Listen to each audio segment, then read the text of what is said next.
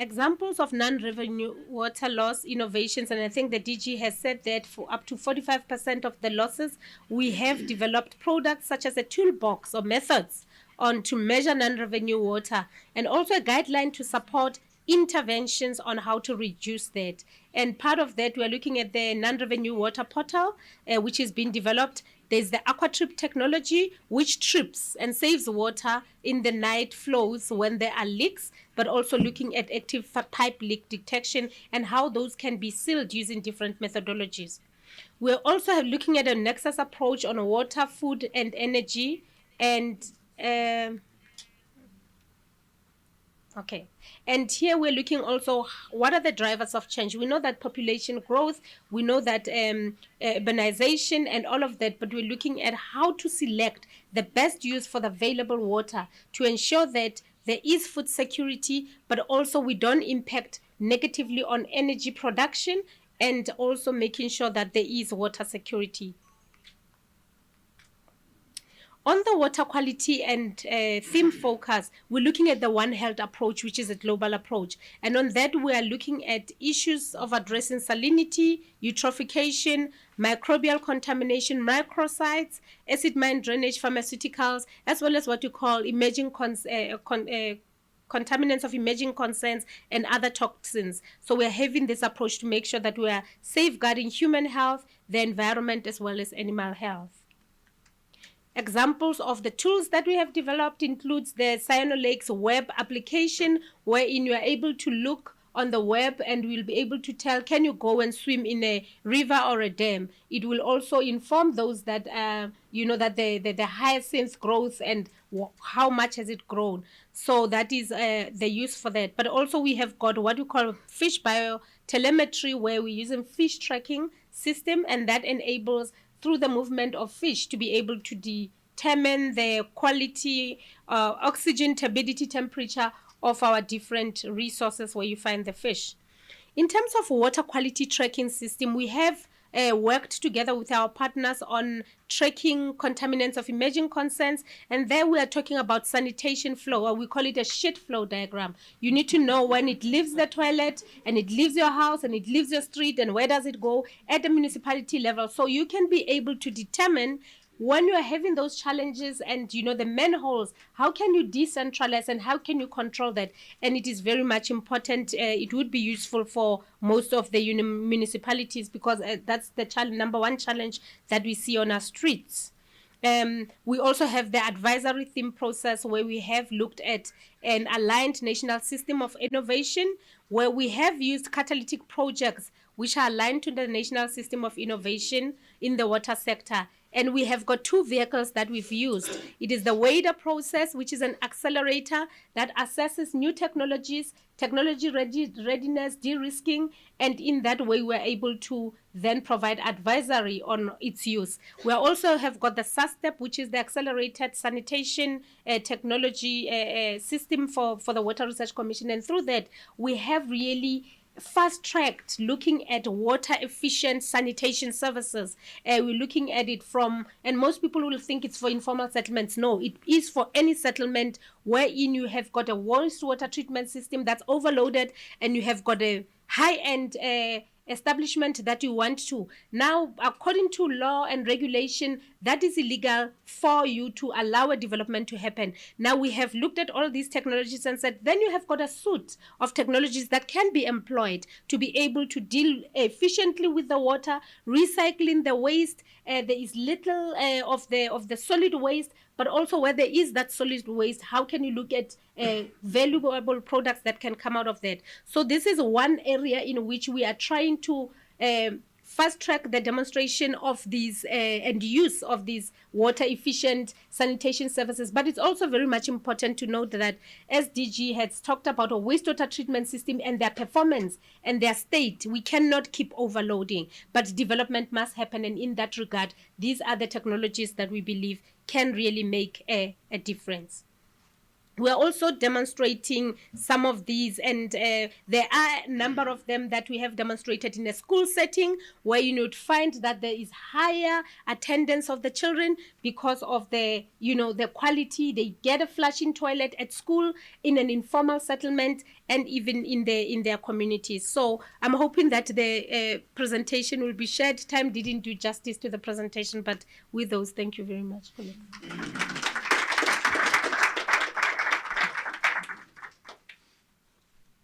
All right. Thanks very much, Jennifer. Very useful to see what you're supporting in terms of technology developments. Now we come to our third speaker. He is Dr. Nico Elema. He is director at the Center for Collaboration in Africa at Stellenbosch University, which has the mandate to strengthen academic and research partnerships between Stellenbosch and other African institutions. He has a wealth of experience leading Pan-African partnerships, science policy initiatives, and capacity building programs across the continent. So today, Nico will introduce us to the approach and outcomes of the current ACE Water project. Please give a warm welcome to Nico.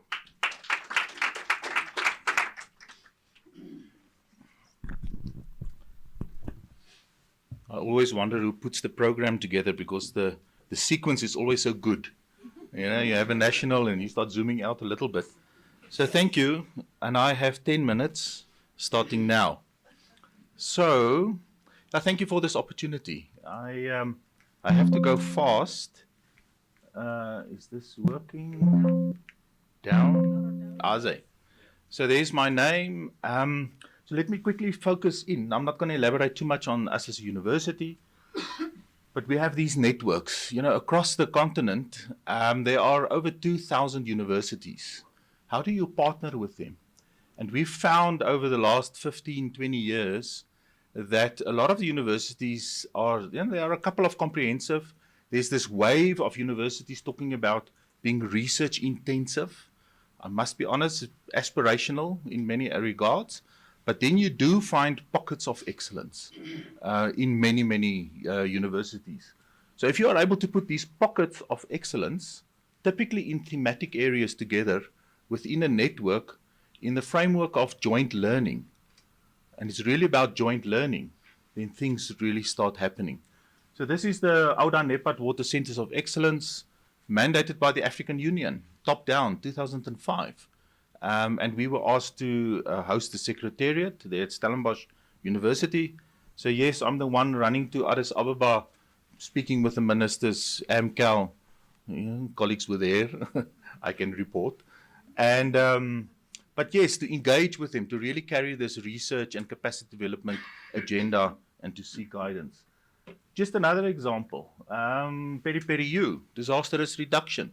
There's also 23 universities now within that network. So we do find that sometimes we keep these networks apart, water sanitation, hygiene, disaster risk reduction, or we can put them together within the conversation of climate change and climate adaptation. So ACE Water 3, let me start zooming in a little bit. It's quite a large project. It's the third phase, funded by the European Commission. And it's 5 million odd euros. And just in the interest of time, the activities typically include research for science, technology, innovation. So we have these 20 partners across the continent that we coordinate. But what is important is they set the agenda. I've heard so many times today, sovereign research agenda, user-centric agenda. And that is so powerful. If you are able to set that agenda, so they engage with river basin organizations, they know what the priorities are in Senegal, Kenya, all across the continent. Human capacity development, it's short courses, training, giving those capacity development. And then mobility is very important, and focus on emerging scholars. We really have to get emerging scholars supported. Your typical monitoring, evaluation, and learning, but it's the joint learning, and we put in activities for them to learn from each other, and communication and engagement, but it's not flyers, it's not websites. It's meeting and connecting with the ministers in dialogues, with decision makers, with society, so that we can strengthen all the activities. So now I have a couple of slides to just which I think is success factors, lessons learned, and I still have 6 minutes and 34 seconds left. And there are 4 points, so let me just elaborate on them. So context matters. Nah? If we want to implement research, innovation, Cape Town is not Pretoria. I grew up here. Nah? Now I'm down there. But the same, South Africa is not Mozambique. It's not Namibia. Southern Africa is definitely not East Africa. It's not West Africa. It's not Central Africa. So context really matters. And I love this slide. I've been using it so many times that the size, you know, you can snugly fit the whole of the United States in West Africa, China in Central Southern Africa. We've got a couple of German universities at Stellenbosch yesterday. And I zoomed in, I said, oh, Germany, you know, that little yellow one there in the top, you know, Munich, Maastricht, Berlin, you're up there. So if you want to implement research and technologies and innovation in whatever space, really consider the context because it's so diverse, language, cultures, backgrounds. And if you are able to understand that, Francophone, Anglophone, just the way that they think, just the way that they talk, you know, apart from the language. I'm picking up some English or French phrases. But if you understand that, you can better implement these innovations. So let us not be arrogant here from South Africa and think whatever we do here can just be applied across the continent. Even in the region, we really have to be aware of that. Africa is not one country. Then our youthful population, and I can go quickly through this because this is our advantage. Wherever you go globally, everybody is in a level of angst, fear, running out of people. On the African continent, we're not running out of people. 40% of global youth will be from the African continent in a couple of years. So let us not disappoint them. From a university research innovation space, we need to create opportunities for them. Because my youngest daughter is 15 years old, we need to speak to them and create opportunities for them for 30, 40, 50 years from now. By the way, I'm just as old as the Water Research Commission. Oh, giving my age away, no? Exactly. So, because it's food insecurity, healthcare, sustainability, we know what the challenges are. We know. We can set the agenda. We just have to be bold and leadership. And I've spoken a little bit about this research-intensive universities, this wave. I suspect, and there might not be 100 universities on the continent that are really research-intensive. Really research-intensive. But let's be aspirational. And if you put them together, these pockets of excellence in networks, things become exciting. Equitable partners, we speak a lot about that. 10 odd years ago, I can remember the conversation being equal. Let's be equal partners. We can't be equal. We're in a deficit. You can't be equal partners with the global north, even on the African continent. South Africa, with all our challenges, we have a lot going in our research system. And if we partner with Mozambique and other countries across the continent, we have a lot going. So we can't even be equal. We have to be equitable. So what does equitable mean? Maybe it's a conversation around 60-40, 70-30, 80-20. But I ask myself, who is determining who gives the 80 and who gives the 20? Those power, the one with the purse, coming, So, and the, sovereign agenda that the minister said this morning. No? So, I think it's moving towards a conversation where we have to talk about, it's got to be on a financial term. We have to be 70-30, 80-20. Our global partners must come to the party a little bit more.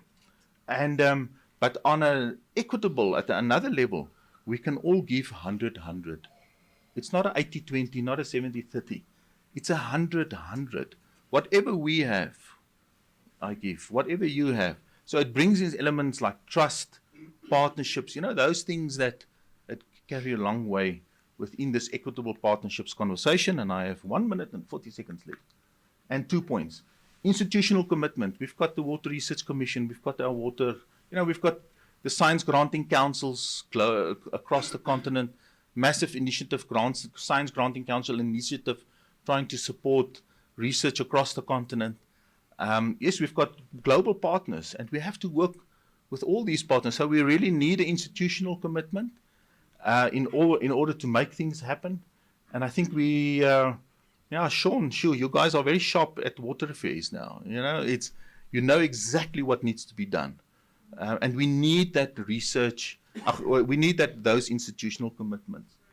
And then my last point, personal commitment. It's people sitting around in the room. And because, are you an Afri-optimist?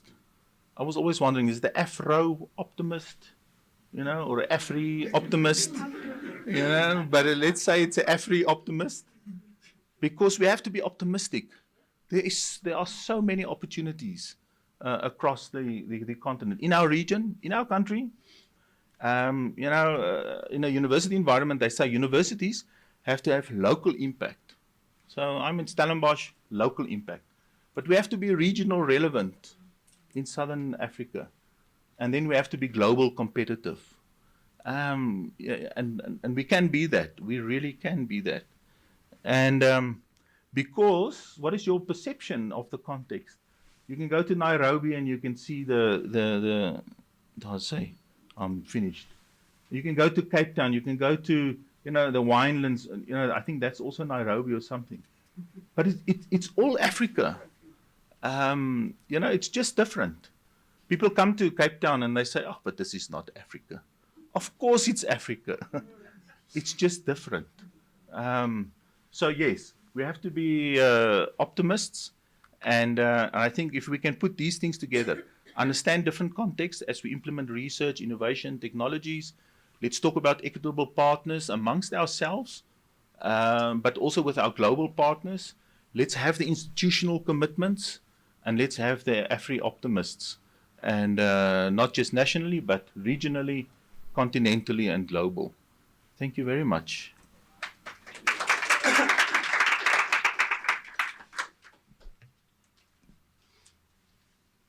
Okay, thanks very much, Nico. Very inspiring. So our next speaker, we have to move on as time is flying. He's our fourth speaker, Diego Rodriguez.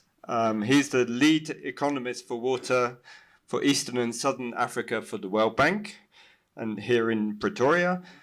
He has more than 25 years of international experience in economic issues facing water. And for our session, Diego will present the importance of water in the circular economy. Please give a warm welcome to Diego. Thank you, Paul. Good morning, colleagues. I feel a bit like an outlier. I'm the first one, I guess, a foreigner from Latin America, but I'll be speaking today about the circular economy and why it's important for us to embrace this notion for many of the issues and challenges that have been already discussed before by the previous speakers. We bring a lot of, I've been here now for 4 years, but I spent a lot of time also in Latin America working on these issues. And it's something that when we look around about, the existing challenges that we have in the water sector, when you bring some of these concepts into your policy strategies, how you design investments, they actually make a lot of sense. And we will go through that. I'm going to concentrate on a couple of key messages because this is like speed dating for circular economy. There's a lot that can be said and we can spend hours on this. But some key messages that I think are very important for the Africa continent, for the Africa context. One of the things that we keep on discussing and complaining about in the sector is we need a lot of funding. And 80%, 90% of that funding comes from the public sector. Yes, there is some private sector participation, but that is still very limited, particularly for what Dr. Phillips mentioned initially, is the institutional, the governance challenges, the regulatory aspects that are not very clear, and the enabling conditions are still not ripe to increase and scale up private sector participation. But one interesting factor is also that we receive a lot of public funding in ways of subsidies that go to our municipalities, to our water utilities, and we don't have the capacity to spend that money efficiently. This is from a global study that we did, and I found some similar numbers in other countries in Africa, in which every dollar that the public sector gives you, the national government gives you, you end up spending only 70 cents of that. And that 30 cents is returned back to the public coffers, the national coffers. Linked to that is efficiency. How do we spend that money efficiently? And that is very important when we look at, and this was mentioned also by Dr. Felix this morning, the Metro Trading Services Program, for example, in which you are changing the way that you use public resources and subsidies towards much more incentive-based. So you achieve certain results, and then the subsidy kicks in. And that is something that is very important when we look at the circular economy aspects. Now, we all know that we need to prepare for climate change, and here I'm not going to get into the physical or anthropogenic aspects of this, but this creates a great opportunity for us in the sector to tap into climate finance opportunities, both on the mitigation side but also on the adaptation side. So when we look at circularity and how circular economy principles can support the climate change agenda within the water sector, we can also access additional sources of funding. Then the question becomes, can circular approaches help us with many of these challenges? Can we create new revenue streams? Can we reduce capital expenditures or operational expenditures in the sector? Can we create a path for financing from other sectors, climate, energy, agriculture? Can we bring those other sectors into the equation to help us build more financial sustainability and improve the provision of services? Now, when we talk about circularity, it's all about decoupling this economic activity from the consumption of these resources.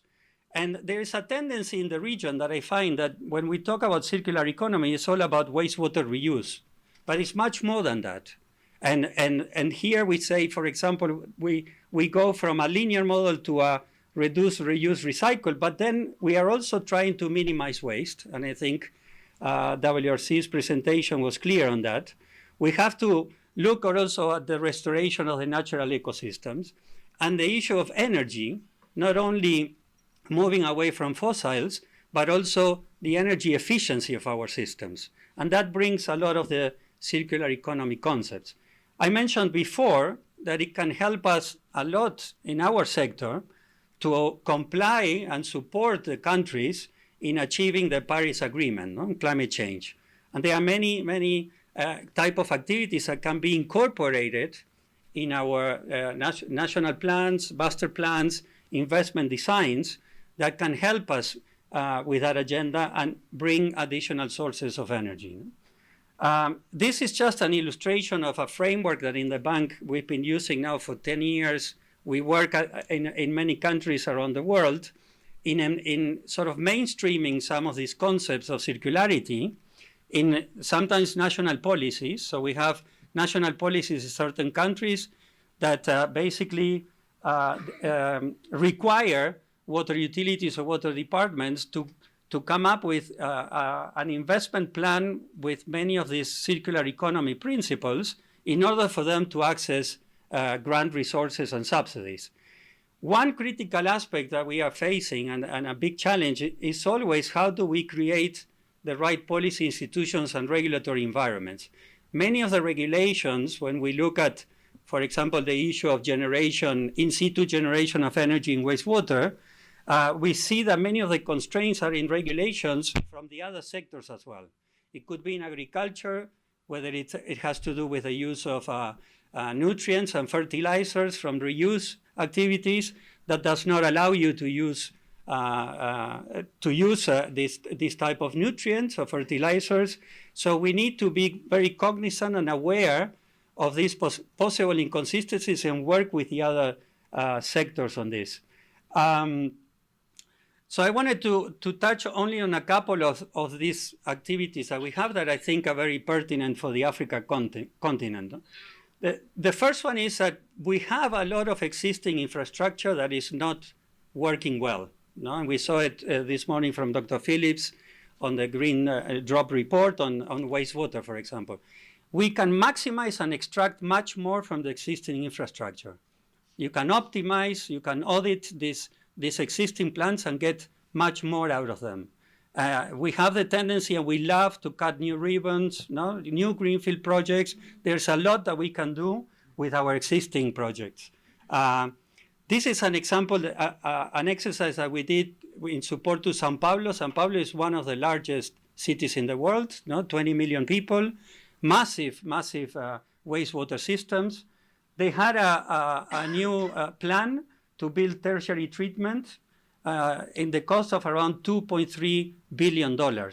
We did an audit optimization of the 2-3 largest wastewater treatment plants, and we realized that you can achieve the same quality of treated water within the existing wastewater facilities only by investing $320 million.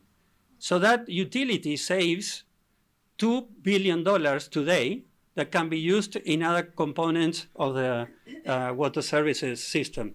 This is something that we ignore in many places here. No? Non-revenue water, I think Dr. Felix mentioned this. A couple of days ago, I was in a meeting with a municipality that has 75% non-revenue water here, right? If you don't address this, bringing additional supply and desalination is very nice, but you're pushing water through a colander, right? So you need to fix this problem along with incorporating, for example, issues of energy efficiency. And this is where the private sector has a very important role to play.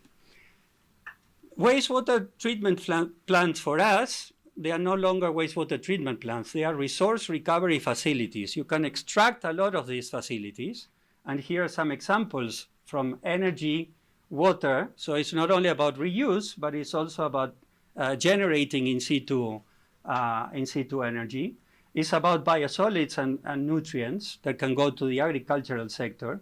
And some of these investments can recover themselves very fast, right? It's 3-4 years of this type of investments, you already recover your capex. We have cases, for example, in Chile that they generate in situ biogas that goes to households, and that generates $1 million of additional revenues that can be used to run the plant and provide the treatment that is required. So the issue is that the circular economy principles, they make a lot of sense. They create a lot of additional revenue streams. There's a significant reduction in O&M costs in operations. They offer a much better return on investments, and that usually creates a market in which you can bring other actors, including the private sector, with very innovative business models. And there are plenty of work that we've done a lot around the world that we can spend hours on why, sort of the lessons learned of why these models work. But I'm based here, so I'll be glad to have further discussions. I just want to say, as I said before, circular economy is not only about wastewater reuse. There's a lot of components that can be incorporated in the urban water cycle that have a lot of the circular economy elements that support the sustainability of the utility.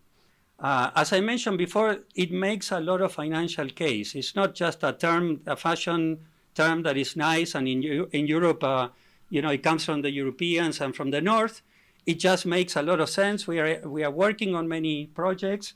The question is, how do we scale up at national levels? We have some interesting cases even here in South Africa. Why that is not part of every municipality's investment strategy, right? That's, I think, our role, the role that we need to play. Circularity is not an end in itself, right? So it's circularity to improve service provision. So we need to take that always into account.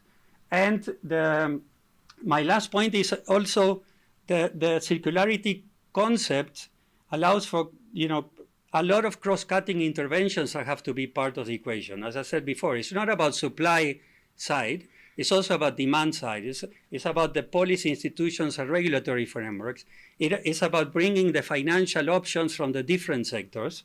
So it's really a cross-cutting issue. So thank you.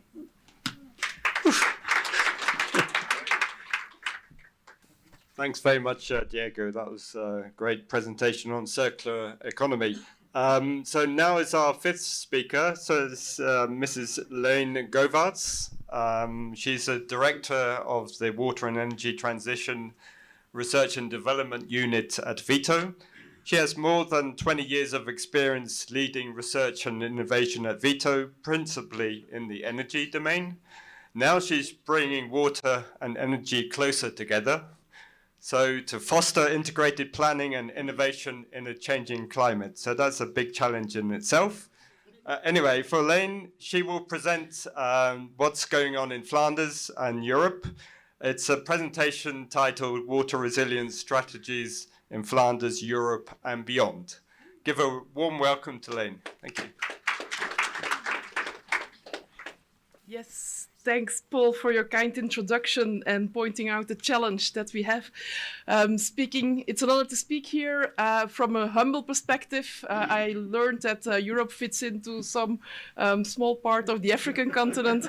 And the other humble view, indeed, as Paul pointed out, I'm only responsible for water research at Vito for 2 years, so I feel quite humble amongst all these expertise in the room. Nevertheless, the advantage is that I already learned a lot from the other presentations, so really nice to be here. As said, I will shed a view on Europe and Flanders strategy, so coming from another angle of the world. But globally, we face, and everybody knows here, that global freshwater demand is exceeding supplies by 40% by 2030 due to population growth, urbanization, and so forth. Effects of climate change, of course, do not help. Water evaporates very much faster than before, so this is a major challenge that we need to tackle. And as said, I come from energy research and I thought energy was complex, but then I met water. And water is even more complicated, more complex, and that's due to the fact that it's also where socioeconomic trends like growing industries, growing urbanizations meet with hydroclimatic trends as climate change and other phenomena.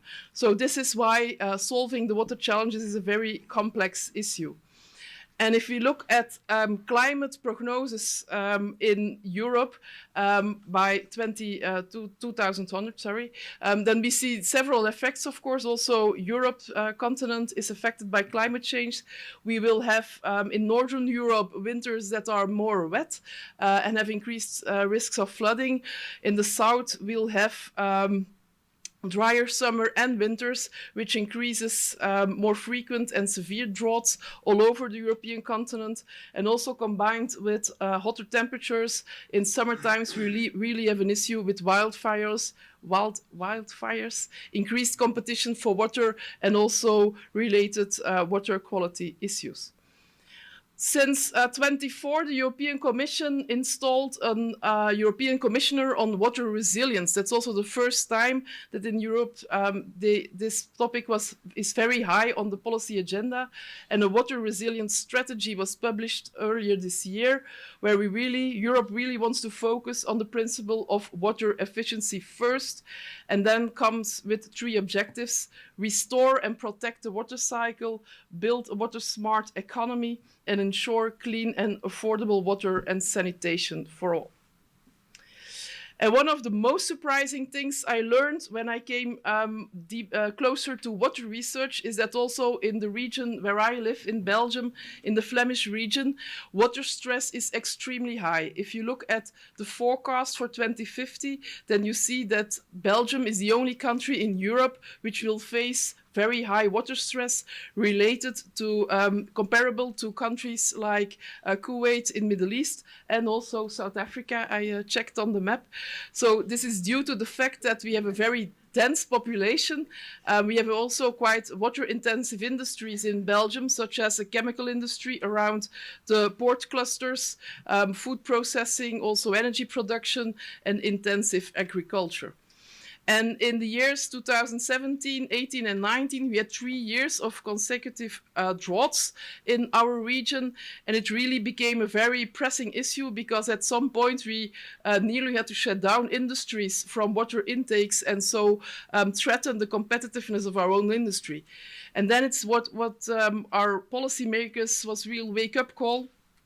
And a wake-up call was needed because also this is a meme for people who understand a bit of Dutch might understand it.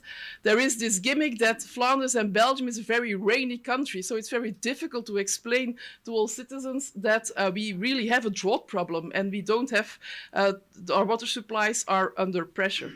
But our government understood and they launched a very big program called the Blue Deal to invest in innovation to tackle the water challenges. This was a very systemic approach. We also had a transition arena where we put together people from industry, policy, citizens, and so on to look at the challenges to develop a long-term view on the principles of a sustainable and resilient water system. Coming with the Blue Deal was also a big innovation program where we took the lead in setting up different living labs. Living labs are test environments to test and validate different solutions in different contexts. We have a big project on business parks, how to collectively harvest rainwater and reuse it in the business park. There is a big project on surface water and managed aquifer research in a natural environment. And there is a big project on water conservation in the agricultural sector. So these are living labs, they are ongoing, it's together with a lot of partners, and we learn a lot of these projects, being able also to scale it up in different places in Belgium or also in different regions across the world. Another flagship program that is ongoing, innovation program, also links to the previous presentation on circular water use. In the harbour of Antwerp, we cooperate with 13 industrial parties from the chemical sector for collectively collect the wastewater of these companies and look at collective wastewater treatment. So, and this is in fact indeed to see if we can decrease capital costs, for example, for water treatment. This project is ongoing. Also, it's not only about technology, it's also about the whole system around it. So quite innovative project we have here. In the next slide gives a bit of an overview of the topics that Vito is working on in water research. So main 4 topics: circular water technology, looking at wastewater treatment, digital water and soil, very important, the power of AI to look at water supplies and water demand. Water and economy, having economic view, also referred at by the previous speaker, and these living labs going to systemic transitions, really pilot in real life circumstances on new technologies, new innovations, new concepts is part of our work. We are not only active in Belgium and on the European continent, we also increasingly work together with international parties, also have a very heavy focus on working together with people in African countries. And you see a few of examples here. A big project around Lake Tanganyika in Central Africa, where we have a monitoring platform on water quality, censoring platform, and involve different stakeholders around this. There is the EPIC Africa project looking at water, energy, food nexus in Western Africa. The Be Resilient Biosphere looking at natural capital accounting. And also one in Asia, in Vietnam, where we look at real-time flood forecasts, which is a big challenge over there. So happy to give you a glimpse of what we are doing in our humble continent. Our focus should be on shaping demand, not chasing supply. Water efficiency is key. So Thank you, and looking forward to cooperation with all of you.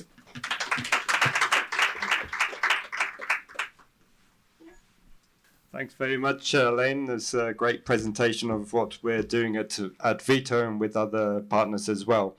Now I want to go to our last speaker. So he's Professor Masindi.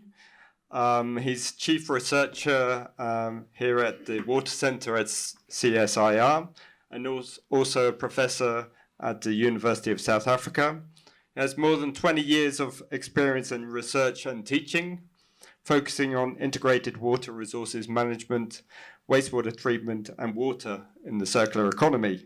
For our session, Professor Masindi will present some of the smart water technologies being developed to address the pressing water challenges we've been discussing this morning. Please give a warm welcome to Professor Masindi.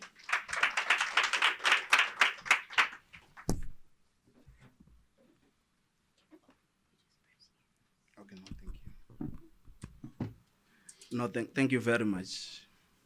Good afternoon.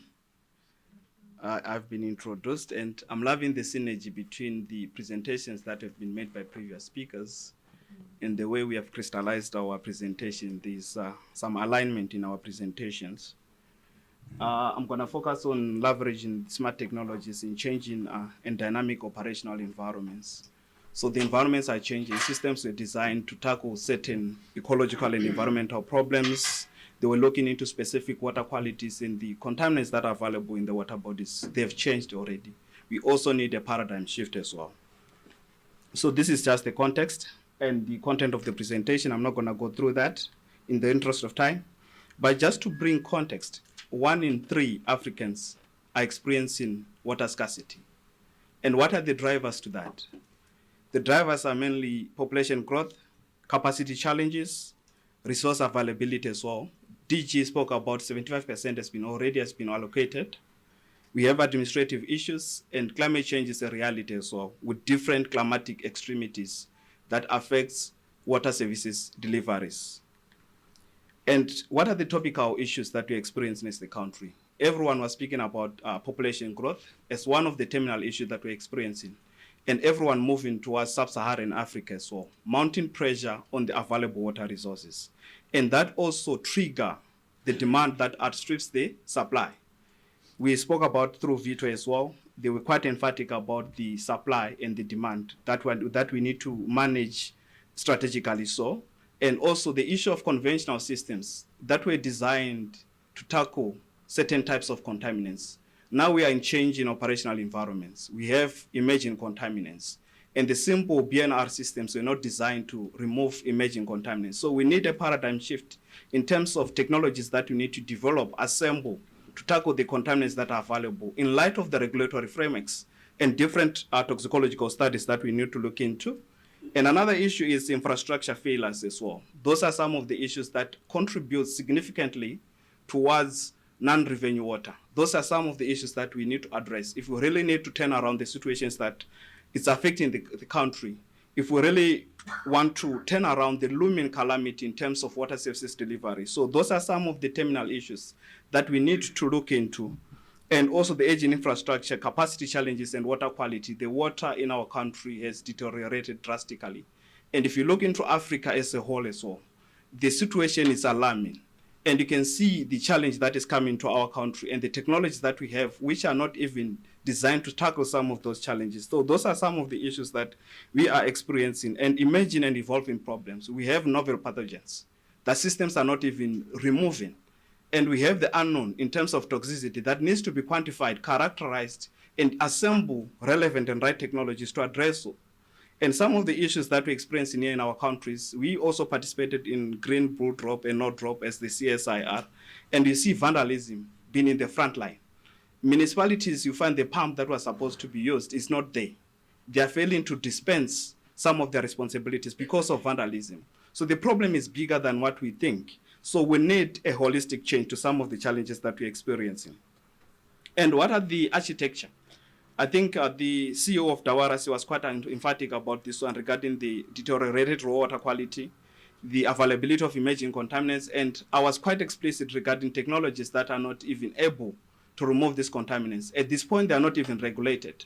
So that creates a serious calamity within the country because we don't even know some of the issues that people are facing, some of the conditions and diseases that people are experiencing. Maybe the genesis of these problems are water.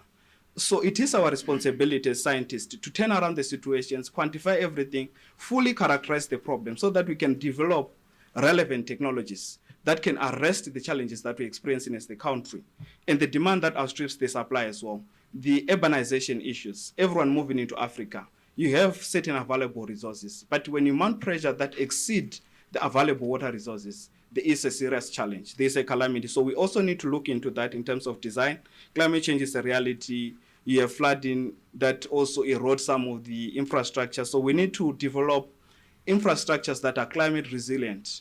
So we also need to guide, as the CSIR, we have developed different systems that can adapt to different operational environment, to different climatic environments. And the issue of technological challenges, I spoke about emerging contaminants, and the CEO of Dawarasi spoke about us treating water to the highest standard.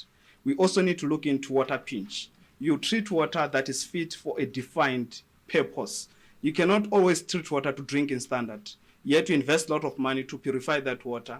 You invest a lot of energy to purify that water. That is a serious calamity. We can enhance efficiency as well and reuse technologies. We need to realize them in real applications so that we can also enact the issue of water conservation. So those are some of the issues that we need to look into as well.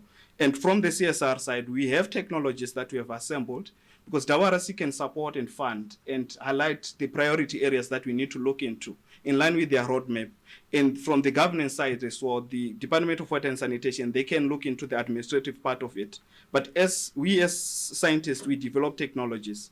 And the service delivery issues, we spoke about dilapidated and aging infrastructure and non-revenue water. You were quite explicit, DG. It was 47%, and the situation looks bad now. So what does this translate to is that if you invest 100 million in water purification, you lose 47%, you lose 47 million, not to the service of humanity. That is a serious problem. And we need to really do something. This has been a talk show for so many years. But now it's time for us to act, come up with realistic, pragmatic solutions that can turn around these situations. We have been talking about these non-revenue waters. But now, another thing that I need to caution people about is that when you diagnose a cancer, you cannot just manufacture drugs. No, for chemo, no. You need to do proper detections and understand the need within a given community and catchment and how much in terms of drugs they are going to need. Those are some of the issues that we need to look at. And as the CSR, we have developed a very precise technology and model that leverage into artificial intelligence. It can precisely tell you within the water supply infrastructure where the water is leaking. You can even put together an infrastructure for water supply. Today, after you bury it underground, it's leaking from day one. And if you can't even diagnose it, it's a serious problem, lifetime problems. And you just balance the inflow and outflow, the pumping in and the abstraction. So those are some of the issues that the model that we have developed, calibrated, verified, can address. And we are going to pilot it in different regions within the country and South Africa.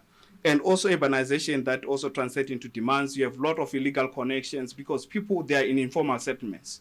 They don't even have proper metered systems in their region. So those are some of the issues that we're experiencing. With this model that we are going to develop at the CSIR that already has been calibrated, we are going to detect and diagnose such kind of issues. Then we can also enhance service deliveries and inform municipalities where they are losing water within the water supply value chains. And what are the terminal challenges? And what are the strategies that they could potentially implement to turn around the situations? So the other issues of natural disasters and fund and issues, I think DG was quite explicit about that, and vandalisms and also the political issues as well. Let's move down to industrial innovations that we are talking about as the CSR, the adoption of artificial intelligence, the Internet of Things, the blockchain, the digital twins. Those are things that we're implementing as the CSIR. So we are using smart systems to manage infrastructure and to enhance water services delivered within the country. This model has been verified within the CSR. We have tried it in water boards. Now we are even looking into the metro to see how best can we enhance service delivery and offset this 47% of non-revenue water that we're experiencing in the country, because we are day zero in Cape Town. In Johannesburg, here in Gauteng region, the issue of water conservation is heavily pronounced. Every day it has been proclaimed, so we need to do something about it. So the solution that we have developed at the CSIR is going to arrest such problem, turn around the situation, and enhance service delivery as well. So this is going to be the issue of the past with this algorithm and model that we have developed as the CSIR, if it's a success. And also implementation of smart water networks, and we look into the water supply topology. In the water supply topology, you understand different terminals. Terminals, I'm talking about reservoirs, consumption pattern, demand patterns, usage, off-peak, in-peak, and the model is crystallized in a way that it can also guide the VSDs in terms of energy conservation, energy saving, so that at least you don't waste a lot of energy pumping water that is not going to be used. Pumping water and putting pressure into the water supply conduits or systems, and you end up having systems that are busting, losing water in the system because of pressure management. So that model is defined and has algorithms that has the capability to also guide and communicate with the VSD systems and different command control systems to enhance efficiency within the water supply value chain as well.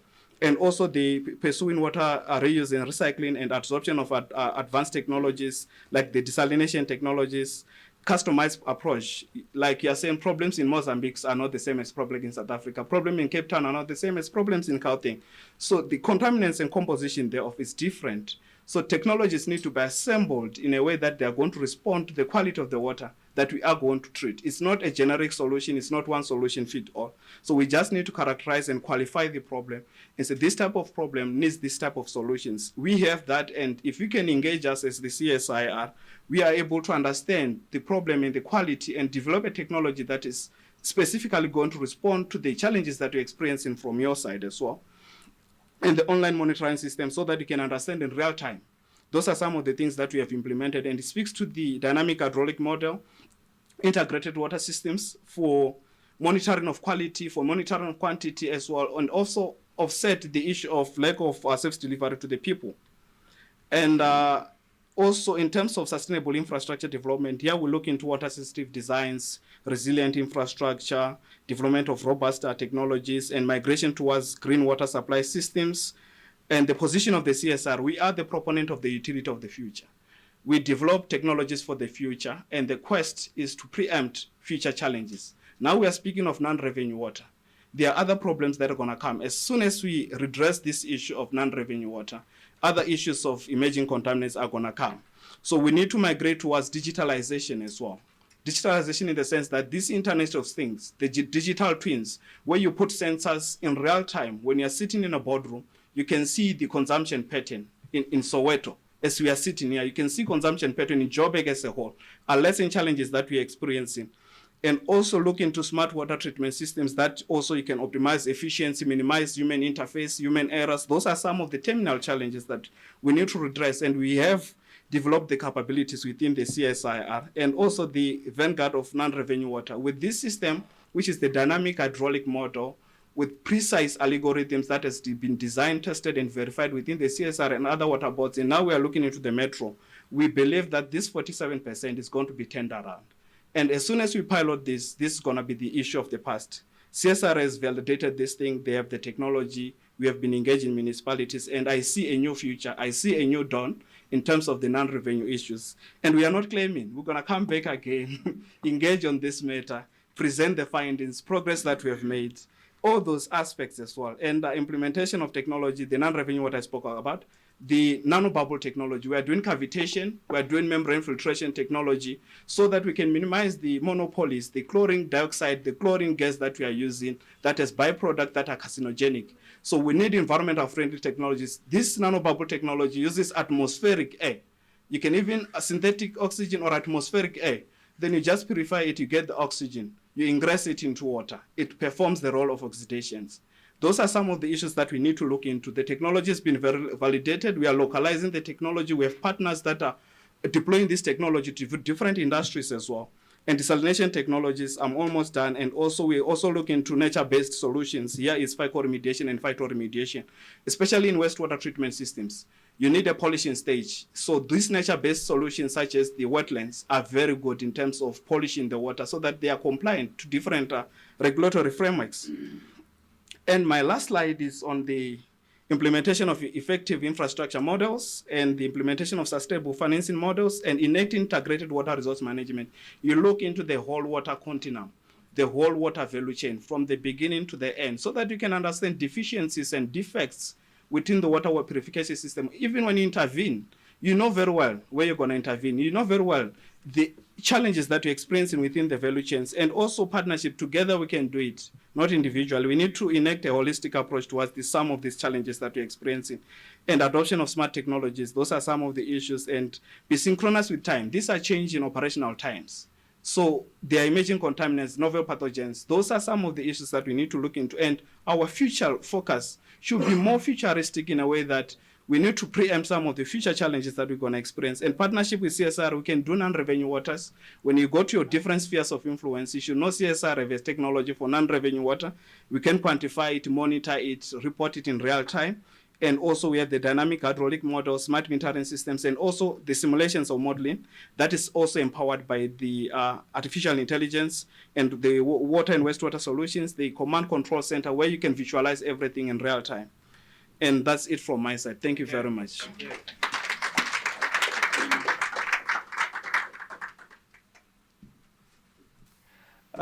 Yeah, I'm a bit loud here. So thanks very much, Professor Masindi. It's been a very rapid go through of different presentations from different people. The audience have been very polite, and there have been no questions asked, but now's your moment. So I would like the presenters to all come up and sit down, and then it's now the grilling time to come up with your questions. I've been, many years ago, I spent quite a number of years in Nigeria. I know that in Africa, you're not polite and you will ask questions. So I have got a few questions up my sleeve, but I prefer the questions to come from the audience to make it a bit more interactive. And I already see one hand. Good day. I'm Lesotho Mroba. I represent a company called Aerospace, Maritime and Defense Industry Association. My question is for Rodriguez. I'd like to find out the reason for banks not accepting intellectual property, as costly as it might be over the years to develop, as an instrument for security when you're raising capital and something that can reflect in the balance sheets. Thanks.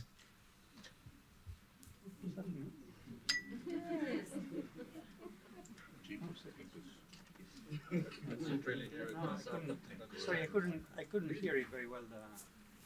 Could you repeat your question? I think it didn't quite. Yeah. Thanks. I'll paraphrase. What's the reason why we can't utilize intellectual property as security when we are raising capital and as an item that can reflect in the balance sheet? I mean, under the International Accounting Standard 38, it allows us to be able to have subjective valuations of some of these things, but you can't raise capital against it for some reason, definitely not on the African continent. What's the recommendation from the World Bank in this regard? Yes, thanks for your question. I mean, that issue, it doesn't apply for us, right? Because we are a public financier, so we provide lending to the countries, to the governments, and not from the private commercial side of things. No? Is that? Yes, it's correct. However, yeah. Government makes a substantial amount of investment in the public institutions for the PhD requirements as well as the prototypes that come out. But none of that can be used by the government either to be able to leverage their balance sheets to be able to raise on a state level either. Yes, that's more a question on the government policy side. No? We lend directly to countries for different purposes, not necessarily on intellectual properties and securitization of IP. No? Okay, so yeah, thanks for the question. I think we will move on because we didn't really address this issue in the session today on IPR. I guess, are there any other questions from the floor? Yes, good day, everyone. My name is Oscar. My surname is Mola. My company is Sufficient Grace Trading and a solid lot of trading enterprise. My question is that can the global investors reduce the interest rate for lending the African project, because lending is FDI become too expensive. Where I was attending lots of in meeting like this, conference like this, when the ministers are there and then other government institution, where they've been crying about the too much expensive of a FDI.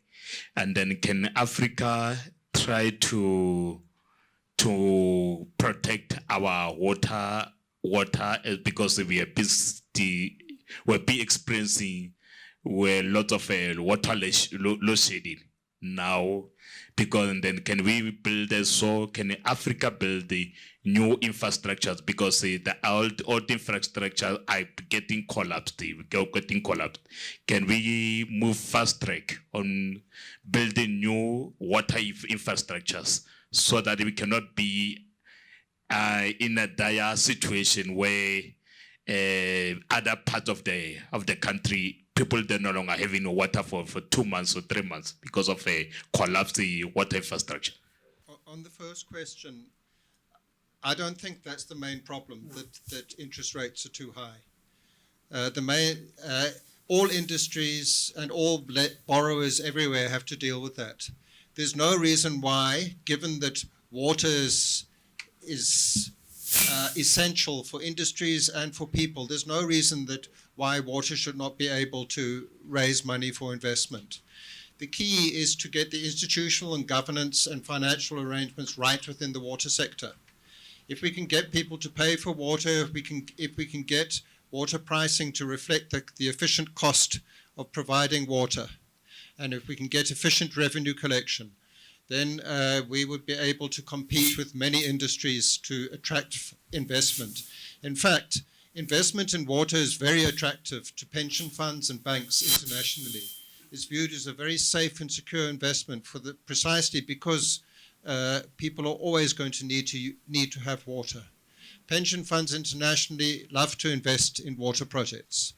The challenge from countryside, from government side, is to bring bankable projects to the market and to sort out our institutional and internal financial management arrangements so that we can attract that investment. I don't think the problem is very high interest rates. With regard to my answer with regard to fast-tracking new water investment in new water infrastructure is very similar. In South Africa and in many other countries, the government simply doesn't have enough money to do all the investment in water infrastructure. We have to get investment from the private sector. We have to get the pension funds investment in the water sector. In South Africa, we're already doing that to a large extent with our national water resource infrastructure. This huge new project in Lesotho, for example, to bring additional water to Gauteng, is entirely funded by the private sector, by money raised on the markets. It's pension funds and banks which are providing that money. The Umkomazi project, which is going to provide additional water to Gauteng, exactly the same. That 25 billion rand is going to be provided by the pension funds and the banks. We need to get that kind of money into municipal water and sanitation infrastructure as well, and we can do it if we get our institutional arrangements and our management right at municipal level. Thank you, Sean. Any other questions? I think I'm in front, so I won't stand. If it's okay with everyone. My name is Joseph. I think everyone is thinking globally and at larger scale. I think I will take everyone down to community level. My question will be, why in both research units or research institute and the municipality and the departments, why do we wait for pressure or for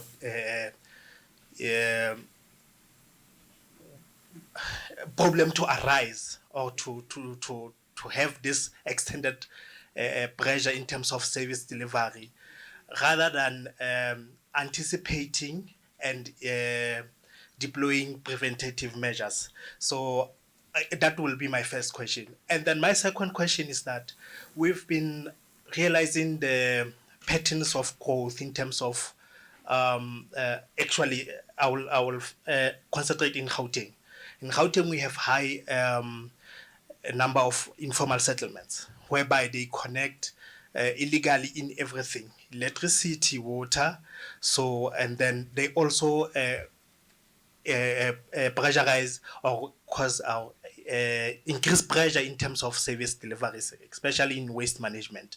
So, in that sense, where, in our sense, with all the existing structures, where in our sense do we say, okay, this is a problem and then we need to attend to it as soon as possible? Where is, maybe in terms of, where do we draw a line that this is in a stage whereby we cannot stand for it to be to overlap to decide before we can take a decisive decision? Because now we are in this space because of we are under pressure and we are facing depletion of our infrastructure. So can we clarify in those steps, and then maybe in that sense we will also bring on the strategic plans in place for now, for future?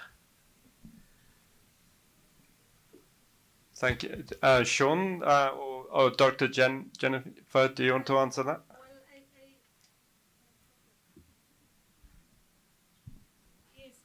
I thank you. Yes, I don't think it's really a research question, and I think it still takes us to the question or to the response that the DG gave around: do we have proper governance within the local government sector itself? Do we have proper governance? And I mean, just to be realistic and local, I've always said no single informal settlement started with 1,000 shacks. It's always one. And you've got municipal service law enforcers. So they see this one shack today, they see 10 tomorrow, maybe 100 by the end of the week.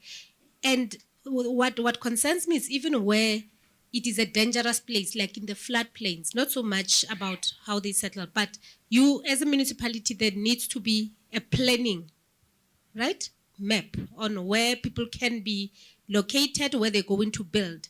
And all of that has to take shape, and then that's when you really have to deal with the issues around informal settlement. So I think from a water perspective, it's the concern around, the Constitution says to us we need to service them within a certain period of having settled. Now the problem is, how do we, for me, the issue is the disaster issue rather than servicing them, because we have been able to do that in municipalities, but also in terms of research, we have been able to even provide some of these decentralized systems around innovated sanitation systems. So it's about the disaster element for me related to water and climate change on where people live, the human health impacts that then comes out of that settlement. But I think it's something that needs to be controlled. And then you're talking about the illegal connections. I think also that goes to the same thing. It goes to how do we enforce their own bylaws of the municipalities, that when a pipe is passing by, nobody can tap into it. And where people do tap into it, we do not have those technologies to detect that there's a disturbance. And therefore it starts being a leak, feeding a couple of people. And then when they don't use it, because of our behavior and relationship with water waste, then we just allow it to run down the road, because also the culture of payment is very much important. So it's all of those things, and I think they are more social than also rather engineering and technically scientific around how we deal with those issues of informal settlements. DG, I don't know. Nico, you've got a intervention. So I'm speaking as a citizen, not as a researcher. Who of you were in Cape Town day zero? Yeah, there's a hand or two, three. And you have no idea the angst levels. And they say things like, don't let a good crisis go to waste, all those things. You have no idea if the clock starts ticking down and say, in so many days, you're going to have 0 water. You have to put a bucket in your shower. You have to, those things. Let things kick in. At the day that we ran out of electricity in South Africa with Eskom, suddenly we were putting lights off. We were all putting little dimmers and, don't let a crisis go to waste. And then even in Cape Town, there are a couple of people that are a lot more experts on that. But people's habits changed. Your question was, when do we go and fix non-revenue water? I think the DG will know in Cape Town in that day 0, there was a program where it's squads of people running around and fixing taps that were leaking. And they brought the non-revenue water down because it's a crisis. We have to plug every single hole because we're running literally out of water. Now, the conversations are going in Gauteng. People are saying day 0, Gauteng. I promise you the day that you run out of water, you will quickly start kicking in at all levels. Rich, poor, everybody will start kicking in and start plugging pipes and start fixing stuff because it's quite daunting. And, to face that as a citizen. So, yes, now in Cape Town, there's a little bit of a buffer and so forth. So it goes to leadership, goes to municipal leadership. We can talk about, yes, we need to fix pipes, we need to do all these kind of things. But I mean, municipalities need to be efficient, to be able to do that. Okay.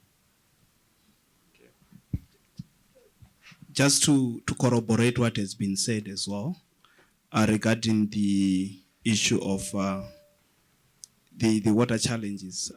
Firstly, the issue of technological deficiencies was one of the topical issues that we're experiencing.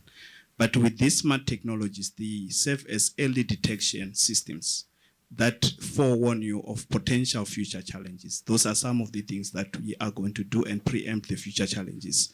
So technological issue was one of the biggest deficiency. And secondly, with the stakeholder drive that WRC has implemented, they get to interface with the community, understand the real problems that are happening at the ground so that they can tailor technologies that are going to address the problems that communities are experiencing. So those are some of the initiatives that have been implemented from the WRC, from CSIR, is that technology that is going to be an early warning system. Thank you so much. Okay, thank you. We've got time for one more question. Good afternoon, everyone. My name is Arinola from Eduvos. My question is directed to Dr. Nico and any other person that would like to answer. So my question is that you made a list of higher institutions that you collaborate with, and I didn't see any private higher institutions there. So private higher institutions are highly sidelined when it comes to research. So how would you encourage, or what can private higher institutions do to basically join your research, AUD, right, and NEPAD?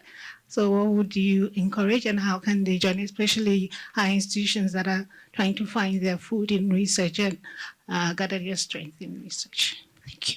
Excellent. So I briefly mentioned there are over 2,300, I think, universities and research institutions across the African continent. So how do you partner? And I must admit, we've picked up now across the continent that many private institutions like Strathmore, we heard the professor, I know him well, University of Lusaka, private university, they are incredibly agile. They are able to move. They are able to mobilize. So nothing stops them. To the short answer, yes, a lot of universities are public universities. And in South Africa, we are very autonomous. We don't realize how autonomous we are as universities. Stellenbosch University pays my salary. If I go to other countries, the government pays my colleague's salary. He's or she's a civil servant. And other dynamics, come into play. So, yes, other dynamics, again, you need to understand context, but nothing stops private institutions to work and collaborate. In fact, they are very, very dynamic often. Yeah. All right. Thanks very much. we're running out of time now, but I just want to, just before we close, I've got 3 takeaways which I think we can take from this session. I think it's been really interesting, looking not just at the technology, but also the issues around non-revenue water, because I think it's the technology is there, but it's the governance and how you implement your technology in a suitable way which makes sense. So I think a conclusion is that we should work together and innovate. So collaboration, research and new technologies are key to solving water challenges and improving services, but we need to have the right governance there to reach that ambition. So we should use our water wisely, focus on saving water, reusing it where possible, and managing demand instead of only finding new sources and spending a lot of capex on new supplies. So we need to invest in strong systems. So that's building reliable infrastructure, improving governance, as I said before, and ensure fair partnerships to support communities at the local level, at the regional level, and also internationally. And we have to adapt to climate change. So these are the 3 takeaways I'd like to give you for this session. And I think it's been a great morning. We've reached the afternoon now. It's time to have lunch. But I would like you to all warmly applaud our speakers and thank them for their presentations today.